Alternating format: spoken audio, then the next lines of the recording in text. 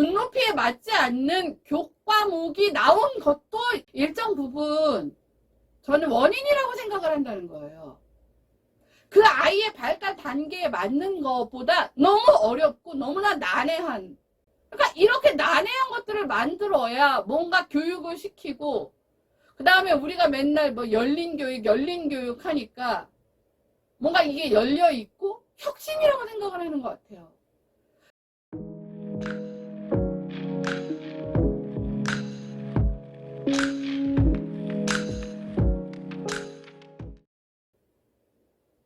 자, 또 하나. 제가 오늘 이 교과서를 들고 온 이유가 있습니다. 제가 오늘 할 얘기가 너무 많아서 좀 두서없이 얘기를 하지만 필요한 얘기라고 저는 생각을 해요. 아까도 말씀드렸지만 뭐 어쩌고 저쩌고를 제외하고는 악성 민원인인 학부모로부터의 통화나 문자를 거부할 수 있는 권리? 뭐 예를 들면 어떻게 할지는 잘 모르겠지만 저 같으면 그럴 수는 있다고 생각을 해요. 퇴근 이후 주말에는 아이의 실종 외에는, 아니 그렇잖아요. 아이가 학교에서 안 왔어. 기다리고 있는데도 안 왔어. 근데 엄마가 알고 있는 정보는 한정적이야. 그럼 담임의 도움을 받아야죠. 그거 말고는 퇴근 이후나 주말에는 연락하지 마세요 했는데 연락하지 말란다고 연락 안 합니까? 지 멋대로인 엄마들도 얼마나 많은데, 아빠들도 얼마나 많고. 그럴 때는 그냥 문자 한 통 그냥 보내는 거예요, 자동으로. 지금은 퇴근 이후라 답변 드릴 수 없으니 뭐 월요일날 뭐 연락 주십시오, 뭐 이런 식으로. 그렇게 해서 완벽하게 보호할 수 있는 것들을 만들어 놔야 되는 거죠. 근데 거기에는 그 문구가 있었어요. 그러니까 학습권은 거기서 빠져 있더라고요. 전 그게 이해가 되지 않았어요. 아니 학교에서 선생님이 수업을 어떻게 하던 선생님이 수업을 제대로 하지 않는다. 이거는 아이들이 가서 얘기를 하겠죠? 선생님이 수업을 하지 않는 게 아닌 부분에 대해서는 엄마가 감나라 배나라 할 수가 없어야 되는 거예요. 선생님이 수업 준비를 하고 하는 것은 선생님의 절대 권한인데 거기에 엄마들의 개입이 계속 들어가는 거는 용납을 하겠다? 그게 교권을 성립하는데 그게 가능한 얘기인가요? 자, 또 하나. 제가 서두에 말씀드렸지만 아이들의 지금 학습 능력이 굉장히 많이 떨어져 있다라고 보는데 제가 들은 얘기가 있어요. 요즘에 이제 엄마들이, 제가 아까도 말씀드렸잖아요. 애 학교 보내놓으면 하는 짓이 문제집 풀게 한 다음에 채점하는 일이라고. 근데 너무 어렵다는 얘기를 저한테 많이 했어요. 그나마 뭐 수학 같은 경우는 뭐 우리 어렸을 때 뭐 5학년 되면은 뭐 통분하는 거 배우고 뭐 사친연사 곱하기 뭐 더하기 빼기 나누기 뭐 가로 쳐갖고 순서를 이렇게 비슷한데 이제 국어나 사회, 과학 같은 거는 너무 달라서 너무 어렵다는 거예요. 근데 제가 아까 서두에 말씀드린 그 킬러 문항 있죠. 저는 그거랑 이것과 무관하지 않다고 생각을 합니다. 뭐냐면 그러니까 저희가 어렸을 때 학교 생활에서 배웠던 교재와 그다음에 저희 아이가 학교 생활에서 배웠던 교재를 제가 알고 있잖아요. 근데 요즘 아이들이 학교 생활에서 어떤 그 교재를 갖고 공부를 하는지를 모르다 보니까 제가 그래서 교과서 하나를 좀 갖고 오라고 했던 거예요. 근데 이제 2권인데 여기 제가 이렇게 표시를 해놨습니다. 표시를 해놨는데 A4 용지로. 여기 첫 번째가 이게 무슨 어디서 발췌된 글인가 봐요. 제목이요. 수일이와 수일이에요. 이 제목이라는 걸 저도 이제 기사를 쓰고 하지만 이 제목이라는 건요, 이 제목 안에 거의 대부분 이 글이 어떤 식으로 진행될 것이겠구나가 예측 가능해야 합니다. 특히 어린아이들 같은 경우는. 근데 제목이 수일이와 수일이래요. 내가 이걸 몇 번 까먹어갖고 저희 아이한테 야 제목 뭐라 그랬지? 제목 뭐라 그랬지? 몇 번을 물어봤어요. 나도 모르겠어. 근데 수일이와 수일이라는 그 어떤 동화책인지 뭔지도 모르겠어요. 거기에서 발취를 일부 한 거고 그 발취된 내용이 뭐 덕실이가 말을 해요예요. 이 덕실이는 그 집에서 이 아이가 키우는 강아지 이름인가 봐요. 그래서 이게 조금 읽어보라고 그랬거든요, 제가 저희 아이한테. 한 2장 정도 읽어본 것 같아요. 읽다가 짜증나서 됐다 이랬는데 진짜 뭔 소린 줄 모르겠는 거예요, 제가. 초등학생은요 아직 뭐 문법부터 시작을 해갖고 모든 것들이 아주 기초적인 단계여야 합니다. 근데 제가 이 수일이와 수일이라는 이 교재의 이 글을 읽으면서 이 주제가 뭐야? 요약이 안 되는 거예요. 그걸 뭘 말하려고 하는지를 모르겠어요. 요즘 트렌드래요, 근데 그게. 근데 트렌드라는 게 교재에서 트렌드일 수가 없죠. 그리고 항상 이게 열린 결말 이런 거 굉장히 중요하게 생각하는데 열린 결말이라는 건요. 닫힌 결말을 이미 다 배우고 난 이후 완벽하게 이해가 된 이후에 열린 결말이 나오는 겁니다. 근데 나조차도 모르겠는 거예요. 처음에는 수일이가 무슨 게임을 했대요. 그래서 나는 게임에 뭐가 있나 그랬는데 게임 끝나고 나니까 게임이 어쨌는데 덕실이가 자기한테 얘기를 해서 자기가 그 얘기를 갖다가 엄마한테 했는데 엄마가 무슨 뭔 개소리냐는 식으로 개무시를 해서 어쩌고 저쩌고 했는데 근데 덕실이가 그래서 그래 주제가 뭐야? 아니 이게 어렵다는 게 난이도가 높은 게 아니라요. 기초가 안 돼 있는 상태에서 난해한 거예요. 이러니 이거를 문제를 채점했던 엄마들이 자기도 무슨 말인지 모르겠다라고 말을 할 수밖에 없는 내용이더라고요. 보통 초등학교 정도의 교재에는요. 굉장히 심플하고 담백해야 됩니다. 거기에서 우리게 동화책 저희 아이가 3살 때 읽는 동화책, 5살 때 읽는 동화책, 7살 때 읽는 동화책을 보면요. 3살 때는 2줄, 3줄짜리 동화책이에요. 호호가 밥을 먹어요. 호호가 옷을 입어요. 호호가 거울 앞에 서 있어. 이거예요.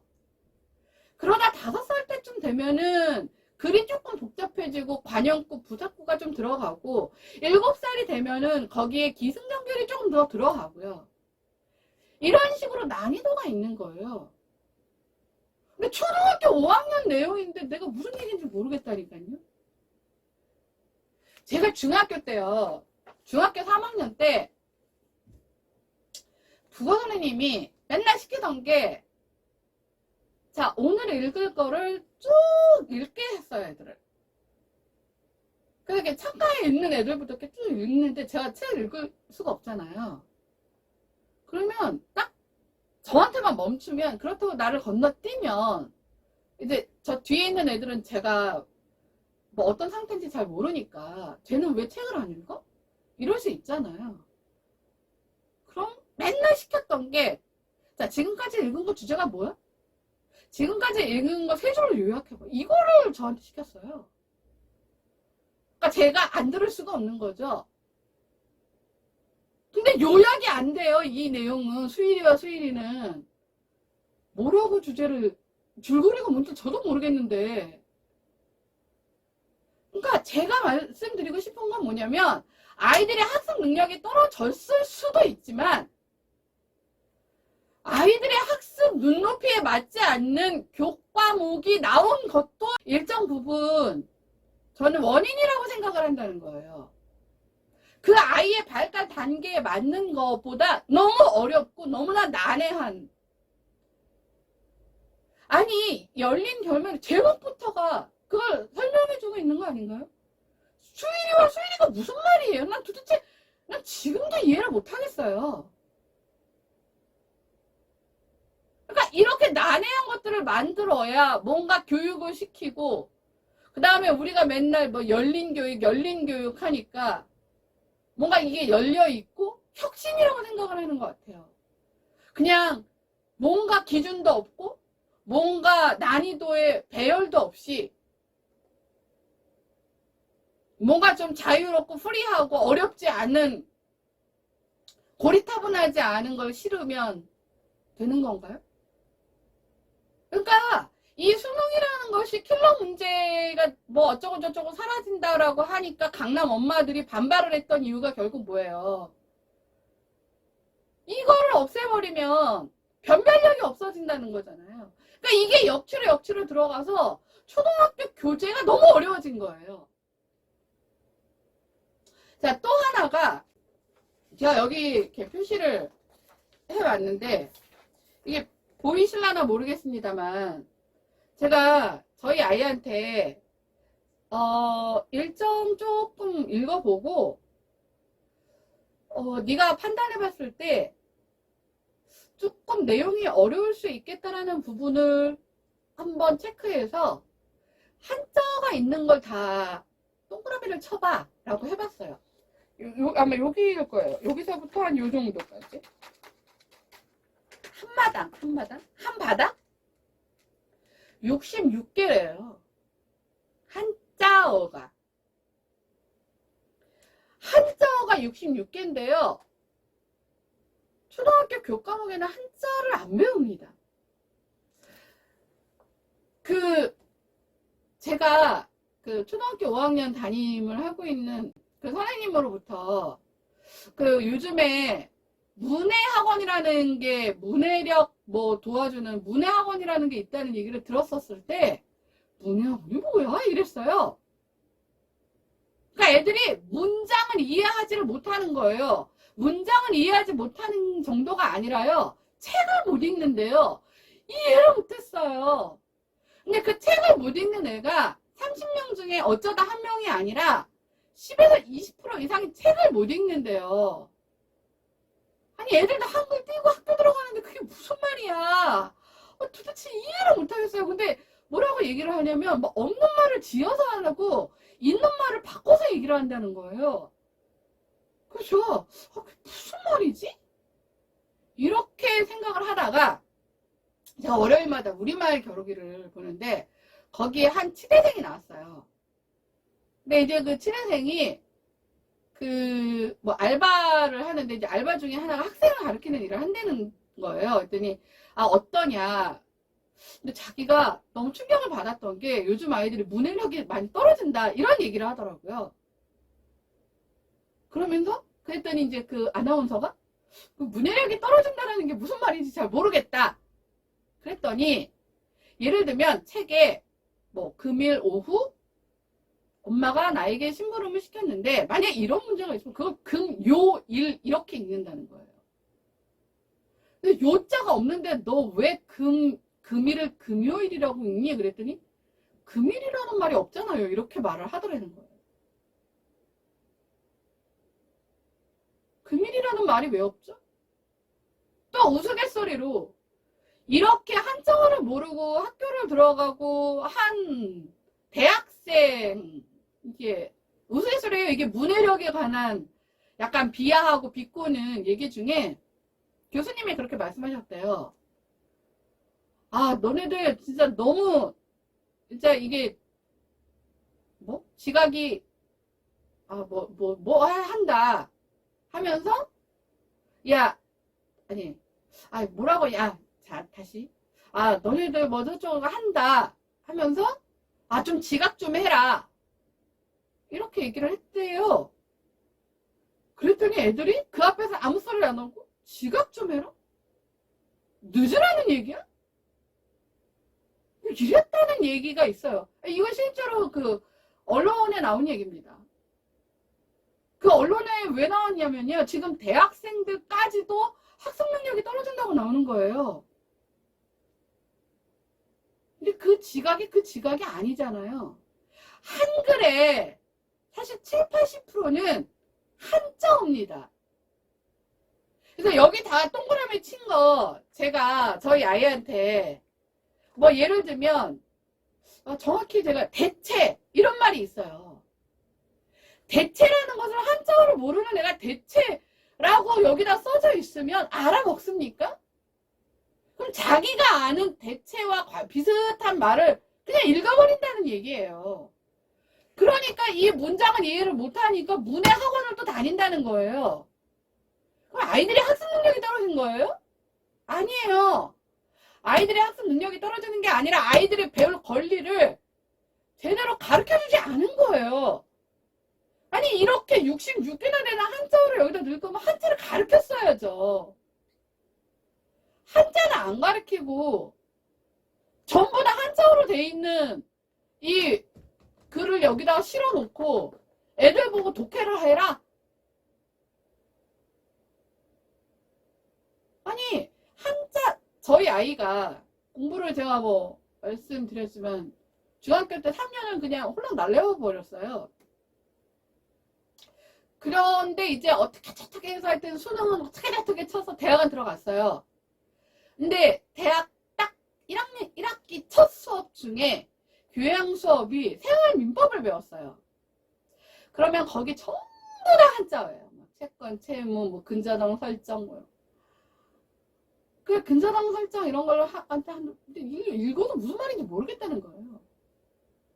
그래서 제가 그때 얘기한 게 한자부터 알아야 했어요. 채권, 채무. 그럼 무슨 채, 무슨 무가 있을 거 아니에요. 그럼 무슨 채, 무슨 무에 이미 정확히 무슨 뜻인지는 모르겠지만 이런 뜻인가 보구나 라는 것들을 유추할 수 있는 게 한자어입니다. 그래서 한자를 배운 저희 세대는 일본 여행을 가면 다 간판이 한자로 돼 있잖아요.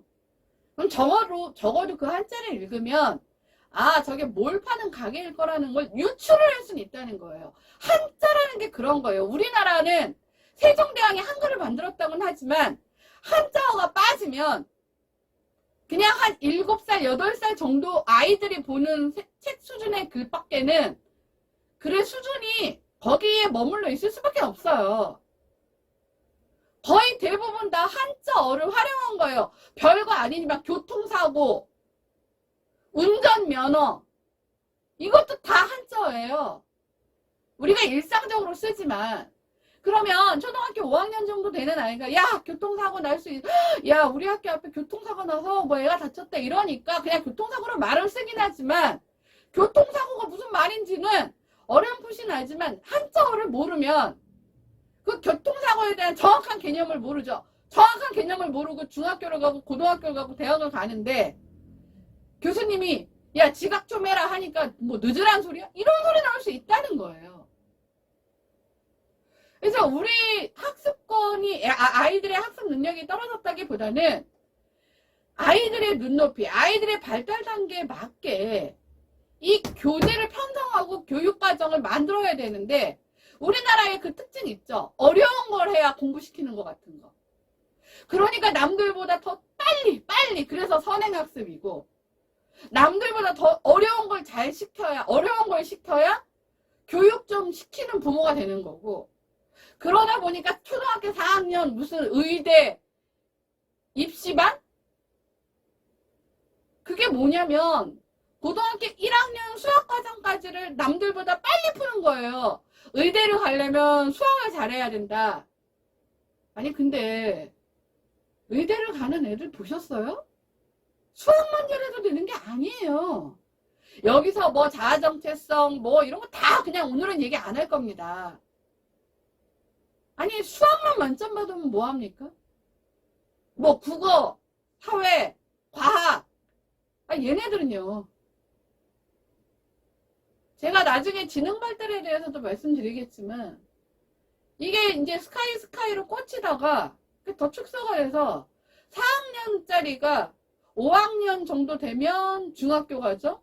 뭐 6학년 정도 되면 뭐 중학교 3학년, 고등학교 1학년 과정이고 그 의대 입시반 그 초등학교 5학년짜리 애가 얘기를 하는데 자기네 반에서 제일 뭐라 그러죠? 성과가 좋은 애가 고등학교 1학년 수학을 끝내내라고 얘기하더라고요. 그래서 근데 이제 그 이후부터는 수투가 들어가잖아요. 수투는 세상 없어도 초등학교 아이들이 배울 수 있는 수준은 아닌 거예요. 그러니까 고등학교 1학년 수학까지만 가르친다는 거예요. 그러니까 뭔가 어려워야 되고 그래야 있어 보이고 남들 다 그 자기네 지금 수학과정 풀고 있는데 우리 애 고등학교 수학 풀고 앉았으면은 천재고. 제가 나중에 말씀드리겠지만 그러니까 영재반 이런 거 진짜 싹 다 없애야 돼요.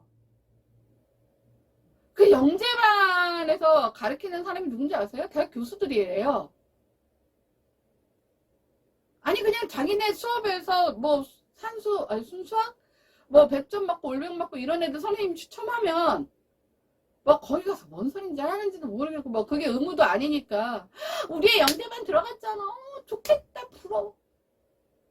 왜 애들 무슨 뭐야 똑똑 시키라고 무슨 영재반 만들어 놓고. 그러니까 제가 다음 시간에 따로 떼서 얘기할 이런 교육의 총체적 문제를 만들기 위해서는 어떤 대안들이 만들어져야 되느냐.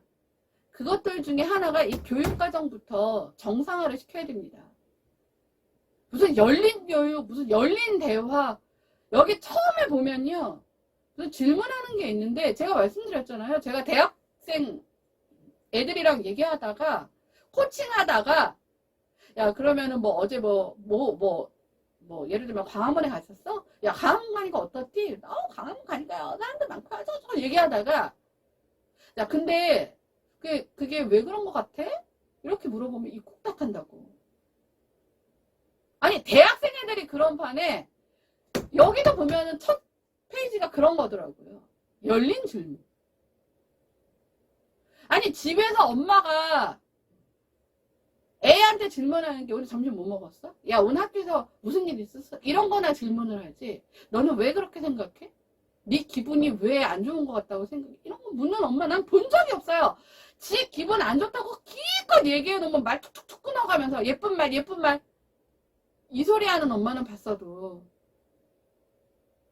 근데 무슨 집에서 대화 자체가 열리지 않았는데 무슨 교재에서 열린 대화를 한다고 난리예요. 말같지도 않은 소리지.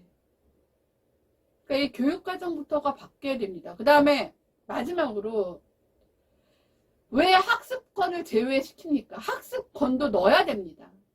학습권에 대한 부모님의 침해가 너무 심해요. 이게 아주 극단적이었던 게 비대면 수업이었어요. 물론 이해는 합니다.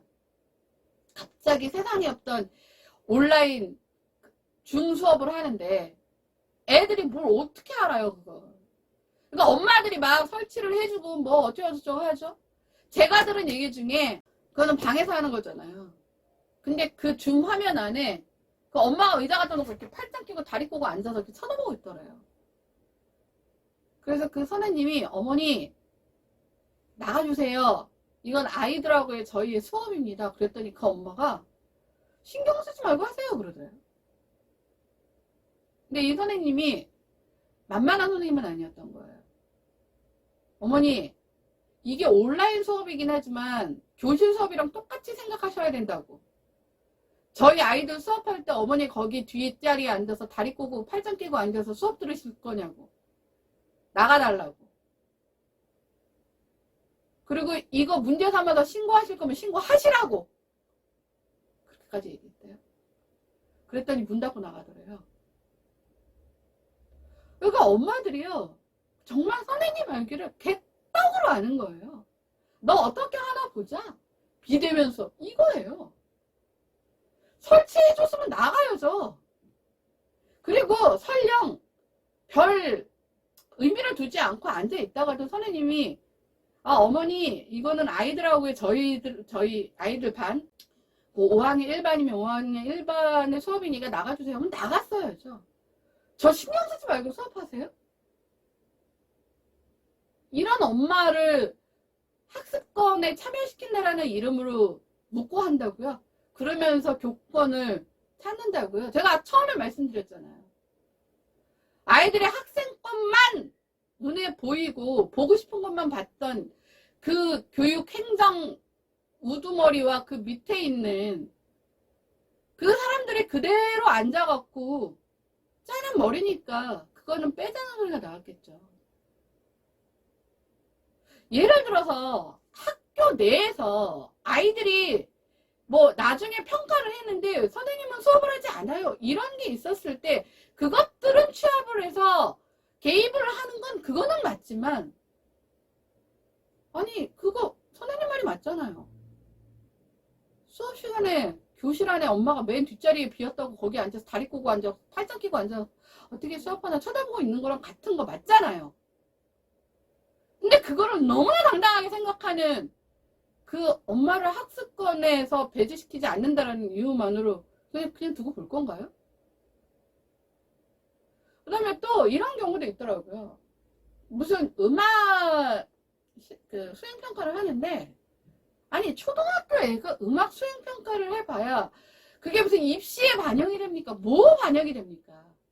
제가 입시에 반영이 되면 이해를 할 수 있어요. 입시에 반영이 되지 않는 수행평가라는 건 선생님의 재량입니다.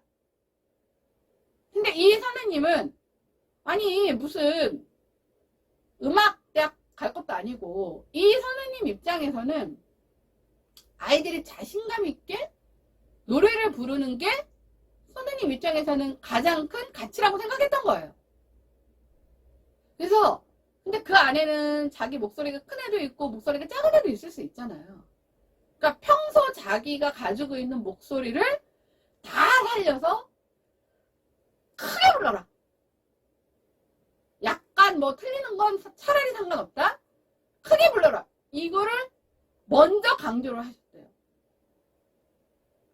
근데 애가 집에 와서 울더라는 거예요. 그래서 또 외우니? 그랬더니 자기 가사도 열심히 외우고 연습 많이 해서 갔는데 크게 안 불렀다고, 뭐 점수를 뭐 예를 들면 뭐 어떻게 매겼는지 모르겠지만 자기가 생각했던 점수를 안 줬다는 거예요. 그거 또 엄마가 뽀르르 떠도 아니 우리 애가 운다. 아니 목소리가 작은 애한테 크게 부르라고 그러면 그게 말이 되느냐. 그러니까 정확히 알지도 못하는 거예요. 그 선생님은 전문에 분명히 밝히셨어요. 네가 가진 목소리 한해서. 근데 그거는 쏙 빼먹고 애가 얘기를 했겠죠. 애들이니까. 그게 그렇게 중요한 문제인가요? 선생님이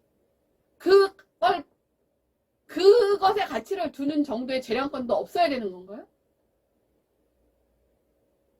그건 전권을 사실 줘야 되는 거예요. 저는요, 중학교 때, 제가 중학교 2학년 때, 저희 음악 선생님이 있으셨는데, 그 선생님 제가 실명을 거론하진 않겠습니다만, 그분이 초임 교사셨어요. 근데 저희 반이 첫 번째 수업이었고. 근데 오시자마자 칠판에 그 선생님 성함이랑 출신 학교를 이렇게 한문으로 쓰시더니, 아, 이렇게 만난 것도 반가운데 노래를 부르시겠대요. 저희 노래 불러달라는 적 없거든요? 노래를 부르셨어요. 근데 뭐 그렇게 썩 잘하시진 않더라고요. 왜냐면 다른 선생님들은 다 이제 성악가를 나오셨는데 이 선생님은 무슨 작곡가? 이런 걸 나오셨어요. 아니 근데 밑도 끝도 없이 갑자기 노래를 부르시더니 야, 세상에 공짜가 어딨냐? 그러니까 답가를 좀 해달라. 누가 나와서 노래를 불러달라요. 자기가 노래했으니까.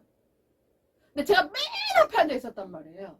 이렇게 고개를 들면 선생님 얼굴이 보일 정도로. 근데 한 5분 지나 3분 지나 5분 지나 10분 지나 안 나오면 수업할 줄 알았더니 계속 제 앞에 이렇게 서 계신 거예요.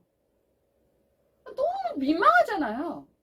근데 제가 좀 그런 거 좀 못 참아요. 아니 별것도 아닌데 그냥 나와서 노래하면 끝날 거. 뭐야. 그럼 그냥 나가든가 수업을 하든가. 딱 제 앞에 그냥 계속 서 계신 거예요. 그래서 그냥 제가 나와서 노래 하나 불렀거든요. 제가 뭐 아는 노래가 있어야죠. 거기서 심수봉 노래를 부를 수는 없잖아요. 김수희 노래를 부를 수는 없잖아요. 음악 시간인데. 아는 노래가 뭐 있어? 중학교 1학년 때 배웠던, 시험 봤던 노래 하나가 생각이 나서 그걸 불렀어요. 그게 봄처녀예요. 근데 마침 뭐 2학기 때 배워서 그런지 가사도 다 생각나고. 근데 그 행위를 저희가 첫 번째 수업이었는데, 예를 들면 8반을 맡으셨으면 8반을 다 그러셨나 봐요. 근데 그 중에 나와서 노래 불러준 사람이 저 하나였대요. 그리고 실기시험 만점을 주셨어요, 저를. 난리가 났어요. 전 난리 난 줄도 몰랐죠. 왜냐면 그 당시 이제 채점을 다 반장들이 이렇게 도와줬는데, 거기에 이제 선화예고, 예고를 지원하겠다고 하는 애들이 몇 명 있었단 말이에요. 걔네들도 만점을 안 줬는데 저를 만점을 주신 거예요. 뭐 만점이 100점은 아니고 만점 기준이 있었어요. 96점인가? 근데 96점이 한 명 있는데 누구야? 그러고 봤더니 저였던 거예요. 그래서 애들이 저희 반뿐만 아니라 그 예고를 준비했던 애들이 싸그리 쳐들어가서 선생님한테 막 항의를 했대요. 아무리 해도 이거는 차별이다. 그러니까 걔네들은 노래를 안 나와서 부른 거죠. 아니 아무리 그래도 얘보다 내가 더 노래를 잘하지 왜 나보다 얘한테 점수를 더 잘 주냐. 이거는 뭔가 편애다. 그랬을 때 그 선생님이 조용히 그러셨대요. 자기가 생각하는 음악가로서 특히 성악을 하겠다라는 무대에 서겠다는 사람의 자질의 첫 번째는 자신의 음악성을 드러낼 줄 알아야 된다는 게 자신의 소신이라고. 아니 너네 무대 서려고 하는 거지 방구석에서 음악하려고 노래 부르려고 하는 거 아니지 않냐고. 그게 그렇게 억울했으면 너네는 음악 고등학교를 가겠다고 하는 애들인데 나와서 노래를 했어야지. 왜 하릴 땐 안 하고 뒤에 와서 무슨 말도 안 되는 편애를 하느니 뭐 제가 뭐 음악 선배한테 돈을 줬다는 얘기까지 나왔대요. 그래서 그 선생님이 그런 얘기를 하고 뭐 어쩌고저쩌고 했다는 이제 사건을 저희 반장이 저한테 얘기를 해주더라고요. 이런 일이 있었던 걸 너 알고는 있어라. 근데 저 빼고 대부분 조금 관심 있는 애들은 많이 알고 있더라고요. 그리고 그 얘기를 밤마다 오셔서 다 하셨어요. 근데 어느 정도는 그 다음부터는 그래서 찍소리 하지 말아라. 내 평가에 대해서 대신 나는 항상 미리 어떤 부분에 초점을 두고 어떤 식으로 나는 평가를 할 거다라는 걸 공지하겠다. 이게 선생님 아닌가요? 그 이후부터는 아이들이 그 지침에 정말 잘 따랐어요. 선생님한테 평가할 수 있는 재량권 대신에 그 평가가 어떤 기준으로 평가를 할 건지 먼저 투명하게 공개하는 거 이건 필요하죠. 깜깜이를 해놓고 막 진짜 뭐 저딴 애한테 A+를 줘 하는 이런 상황을 막아야 되니까 다 아이들이 그 오픈된 공간 앞에서 하잖아요. 그러니까 투명하게 명시하고 먼저 제시하고 대신에 그 제시한 이유와 명분에 대해서는 선생님한테 재량권을 줘야죠. 여기는 성악과가 아니잖아요. 일반 애들이랑 그런 걸 준비하는 애들이랑 섞여 있는 학교잖아요. 거기에서 이제 만약에 지금 같았으면은 왜 엄마들까지 나서서 말이 되느냐 뭐 어쩌고 저쩌고 우리 애가 아마 난리가 났을 거예요. 지금 생각해보면. 근데 그 정도의 권한과 그 정도의 재량권과 그 정도의 통제권은 선생님한테 줘야 선생님도 어떤 자신의 소신을 갖고 사명감을 갖고 아이들을 가르치죠. 요즘 초등학교 맨 처음에 임용돼서 들어가잖아요. 그러면 10년, 15년 된 선생님들이 그 초임 교사들한테 애들한테 뭐라고 얘기한다는지 아세요? 아무것도 하지 말라고 얘기한대요. 뭘 하면 시끄러워지니까 아무것도 하지 말라고. 아무것도 하지 말라는 게 뭐예요? 학교에서 아무것도 하지 말라는 건 결국 뭐예요? 가르치지 말라는 거잖아요. 교육하지 말라는 거잖아요. 애들 그냥 바보 만들라는 거잖아요. 이건 정말 그야말로 직무유기죠. 근데 이거를 그냥 두고 선생님들의 교권을 살려준다? 교권을 살리는 게 뭔지도 모르는 거예요. 물론 뭐든지 객관적인 잣대가 필요해요. 제가 수행평가 잣대를 한번 본 게 있어요. 그걸 좀 갖고 오고 싶었는데 그건 또 쓰면 안 된다 그래서 그냥 확인만 하고 저만 알고 왔어요. 국어, 수학, 사회, 과학 같은 거는 명확해요.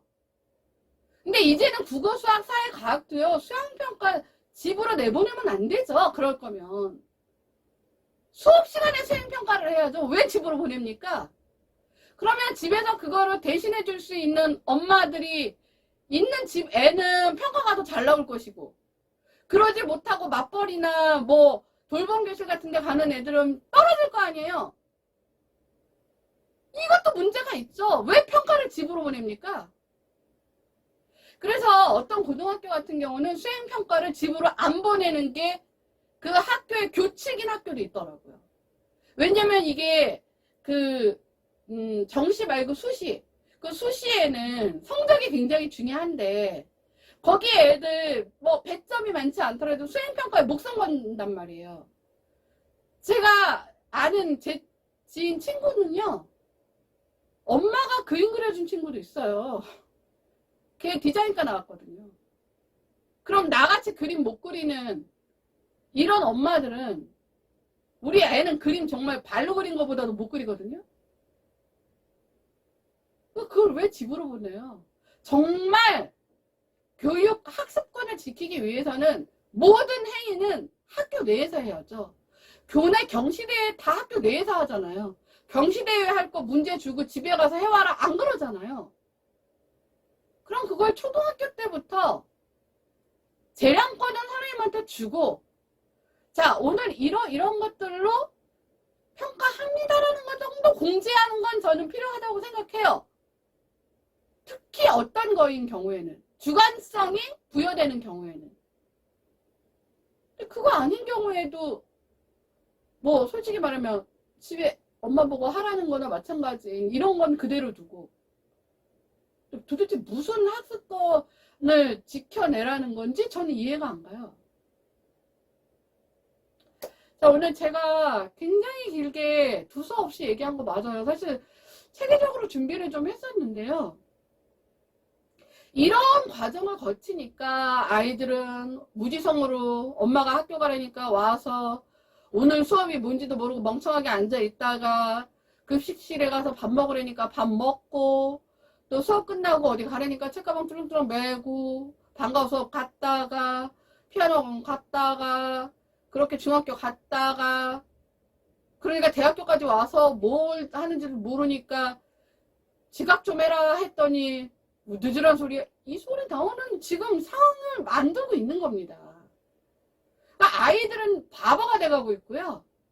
이게 뭐 여러 가지 분석 중에 뭐 문해력이 떨어지는 이유가 뭐 아이들이 책을 읽지 않고 뭐 쇼츠나 릴스 뭐 이런 것만 봐서 다 요인에 들어가요. 그것도 영향력을 미치는 거죠. 근데 기본과 체계가 확실히 잡혔는 아이들은요, 쇼츠 뭐 릴스 그거 조금 본다고 해서 문해력이 떨어지거나 학습 능력이 떨어지지는 않아요. 기본이 안 돼 있는데 그거 붙어 들어오니까 문제가 되는 거죠. 그러니까 기본을 잡아야 될 거 아니에요. 그래서 기본을 잡고 선생님들의 교권을 확립시켜라 하고 만들어 놨는데 지금 뭘 하고 있는지도 몰라요. 딱 하나가 그거였어요. 거부할 권리를 준다. 그럼 어떻게 거부할 권리를 줄 건데, 그건 또 갑론을박을 하고 앉았대요. 지금 내일 모레가 선생님 49제인데 그러면 47일 동안 그거 하나도 제대로 못하고 있는 거예요. 그래서 제가 한번 만들어 보려고요. 가서 좀 우리나라 사람들 그런 거 잘하잖아요. 뺏기는 거. 남의 것도 내 것처럼 잘 뺏기는데 그런 건 좀 갖다 뺏겼으면 좋겠어요. 몇 개라도. 자, 그래서 왜 제가 오늘 이렇게 긴 시간 동안 얘기를 했냐면 다른 사회 문제는요. 어떻게든 수술이 가능한데요. 이 교육이라는 개혁이라는 부분은요. 뭐 얘기를 들면 이건 다발성이에요. 하나만 도려낸다고 해서 달라지는 게 아니에요. 킬러 문항만 없애고 메가스터디만 조진다고 해서 되는 게 아니라는 거예요. 초등학교부터 무너지고 있는 이 부분들을 체계를 잡아가면요. 위는 알아서 잡아갑니다. 그리고 지금 제일 심각한 게 초등학교예요. 초등학교에서 깃반을 다지면 그걸로 중학교 올라갈 거고요. 고등학교만 가도 입시랑 직결돼 있기 때문에 뭐 전인교육 어차피 다 초등학교 때 만들어지는 거예요. 아이들의 사회성 다 초등학교 때 만들어집니다. 아이들의 문제 해결 능력 다 초등학교 때 만들어지는 거예요. 초등학교가 무너지니까 중고등학교는 당연히 무너지는 거고요. 그래서 한마디로 말해서 초등학교 때 사회성 없는 애가 중고등학교 때도 계속 문제를 일으키는 거지. 초등학교 때 그게 잘 돼 있는 애들은 중고등학교 아무리 사춘기 아니라 뭐 아무리 뭐 이상한 반의 애가 있어도요. 자기 할 일 똑바로 하면서 자기 자리 찾아갑니다. 자, 그러면 그 지침 내가 보니까 아니 그 지들이 문제가 있는 사람들이 만들어 놓은 것 때문에 문제가 발생됐는데 그 사람들이 지금 100명이 모인들 1000명이 모인들 제대로 된 정책이 나오겠습니까? 다음 시간에는 그러면은 제가 이 얘기한 이 세 파트에서 어떤 식으로 그 부분들을 정책적으로 바로잡아야 되는지 그 매뉴얼을 제가 직접 짜서 공개하는 시간으로 만들어 보겠습니다. 자, 그러면 다음 시간에 뵙겠습니다. 감사합니다.